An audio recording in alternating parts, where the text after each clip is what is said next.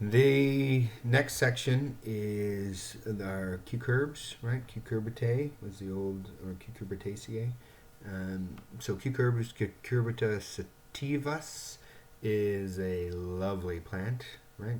Um, Cucumbers or pickles. And good video here from somebody talking about how they grow cucumbers. I'm going to do kind of walk you through a few different cucurbs, and then I'll show you a picture of our garden 2 years ago that how we grow cucurbs, and you'll see what I'm on about in just a second. Cucurbita pepo variety pepo. Try to forget that one, right? It's locked in there now. I'm sure you get Cucurbita pepo variety pepo. Got it. So pumpkins. My eldest son, Marty, grows pumpkins, and by growing, or he grows cucurbs. But anyway, he is usually involved in the seeding, sometimes the planting, and then he collects the money from the side of the road, and that's his job and his business. Kind of delegates the rest to his old pops. But nice plant to grow in your garden. Let me show you how we grow them all, and then we can kind of come back to some details.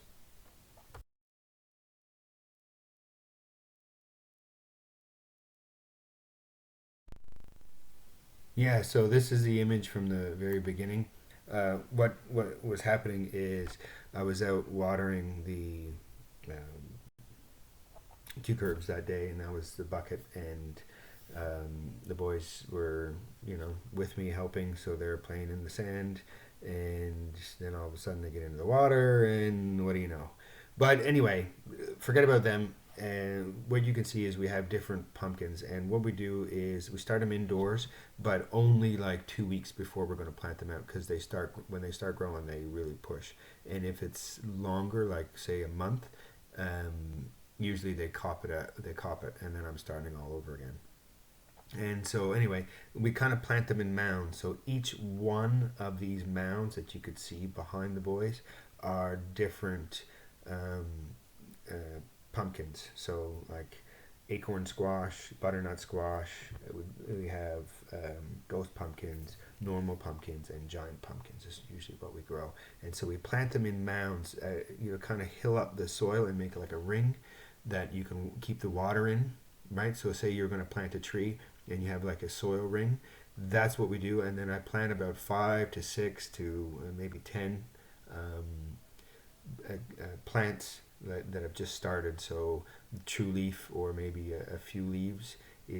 Sow the seed 2 weeks later, whatever you got, sow it in the ground, and get them pointing in different directions. And that is how we grow our pumpkins, our cucurbs. In fact, on the cedar, the split rail fence is where you could see our cucumbers. Typically, cucumbers are grown off the ground for some reason. I don't think they can tolerate the moisture. So if you have a wet summer, you're going to get a lot of rotten cucumbers. So they're oftentimes grown off the ground. You can see from the image that I showed you a couple of slides ago, cucumbers are grown in a trellis and they hang down. That's really fancy way of doing them. I'm not that fancy, but it works just as long as you have them off the ground. In a commercial setting, they're grown on the ground, um, and that's just how they roll. But for me, I do kind of like 10 plants on the fence, and that's usually pretty good for us for cucumbers. And then we have our different mounds here that you can see of our different cucumbers. So this is a couple of years ago. This slide. If you click again, there's another picture you can see. And the interesting thing about cucurbs is how quickly they hybridize, right? So same genus, um, different species, but the same genus. So this little image you can see of the yellow flower, that is a zucchini squash. It grew like a zucchini, but had the texture and looked similar to a squash, and it ripened yellow. But it grew like a zucchini. They boys loved throwing them around. Nobody ate them because they were, like, what do you do with it, right? It's not a zucchini. It's not a squash. Krista shredded some and put it in the freezer, and not it's probably still in there. Yikes. Here's a quick image of the cucurbs that we sewed together in class, and you'll never guess what's on them. Take a wild guess. So this is a different an image of our other farm last year, and this was a vegetable garden that I was looking for just to cover some area, some space, and this was our fourth vegetable garden, so I kind of like they got a little bit out of hand. You can see by the weeds, but anyway, I planted these cool gourds. They're also cucurbs. They're pumpkins but not pumpkins, gourds, and apparently you make birdhouses out of them. Never heard of it, but Marty put them on the side of the road and sold each one of them for $5. And so what you do is you just harvest it and let it dry, and it dries from the inside out. So the outside looks all like rotten, but don't worry about it. By the spring, it will be dry, and you can kind of polish it up and make birdhouses, either purple martin or bluebird houses out of them, which keep out insects, keep out mosquitoes. They eat, hundreds of mosquitoes every day. So interesting. These pumpkins that we grew last year, it worked out really well. So just a quick image. It was at the end of the year. You can see, leaves are falling. At the very back were our giant pumpkins, which weren't so giant, but that's what we ended up with. And then the foreground, you could see normal, like the regular pumpkins, and butternut squash are the kind of the yellow, the long squash, and then acorn squash are the darker uh, green or black squash, and they're all the same genus and species, just different varieties, and just different examples of cucurbs. Nice, really great plant. Hey, so Cucurbita pepo varieties cylindrica is the typical zucchini. Yeah, uh, British people. I learned it as aubergine when I was overseas. Not, I think it's only North America we call it zucchini, aubergine. I'm not sure about that. What do they call it in Europe? Anyway, never mind. This is the same image I showed before because it was the only one I could find. It's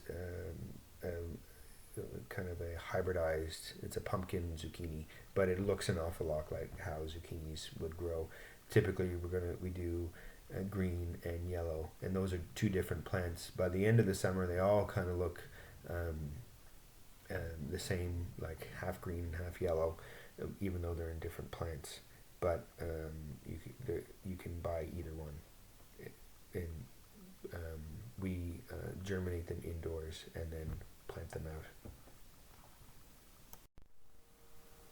So, kind of the last one in the cucurbs that we've already seen an image of is Cucurbita moschata and butternut squash. Amazing plant, or the fruit is actually what I'm more interested in. Really, this is kind of the meat and potatoes of Marty's cucurb business. Is the butternut squash that we produce every year. Um, they kind of have different shapes. Sometimes they're have a longer neck. Sometimes they're kind of short and fat. Um, I'll leave you to imagine what I'm thinking just now. But anyway, really nice plant, Cucurbita moschata. Phaseolus vulgaris, everybody's favorite. Phaseolus vulgaris, otherwise known as beans. How do I ID them? I'll show you some rows and you can see them in a little bit, but it kind of always reminds me of poison ivy, the leaves of three with the middle leaf and the longer petiole, um, petiolule actually, but it's not serrated leaf margins like um, poison ivy. Anyway, this is our one from Fanshawe that we have growing. Guess what the stem has on it? You'll never guess. So beans or phazolas are one of those crops that you kind of plant them and then they're all ready at once. And you can see in this image, sorry it's not quite in focus, it was one that I took again a couple of years ago, and it's kind of the only one I have that really shows staggering or stagger planting or succession planting. And what you have in front of us are the two rows, kind of the one in the middle and then the one to the left of the image, right in front of the corn, which is also staggered. But they have a row of green and a row of yellow beans, or phazolas, coming. And then afterwards, we don't do a lot with yellow beans, so afterwards I have to the right, I have a full row of green beans and then another full row of green beans, and then you can see to the very right of the image a couple of rows of peas, and those will the peas, when the peas come out, because they're an early crop, they will get the next rows of beans. um, Beans after peas are fantastic. Peas fix nitrogen far better than beans do, even though they're both Fabaceae. But the beans that go in the same soil after the uh, peas do really well. So what I'm showing you in this image is what we call succession planting, so that your entire crop isn't ready all at once. And we have beans. I think this year we planted beans May 1st, and they're usually about 6 weeks they're ready. We plant them 3 weeks apart, and so we have beans kind of from June, mid June, depending on the year. Sometimes it's a late spring, and they're not ready until late June. But we have beans from June all the way until October, and from succession planting. The downfall, though, to doing that is what we'll see in the next image. So these images are images to show the same row that we just looked at in the previous slide. They're starting to come off. So I walked out one morning, kind of, maybe 7 a.m. or so, and it was a hot day. It's really coming. The first two half rows of beans are finishing off, and so we're probably July sometime, warm. And I started picking beans, and I was like, wow, look, these beans are busy. You can see them in the second image. They're still flowering, or they're finishing flowering, and they're just cranking. And in half the row, that's the amount of beans that I picked in one morning. Took a couple of hours, maybe, probably about an hour, start to finish. Ridiculous amount of beans. Like, when they're ready, they're all ready. So stagger planting or succession planting, critical with phazolas. Um, that's kind of all I wanted to really show you with those ones. Great crop, very important in the garden. Tons of stuff you can do with it, but um, that's for another lecture.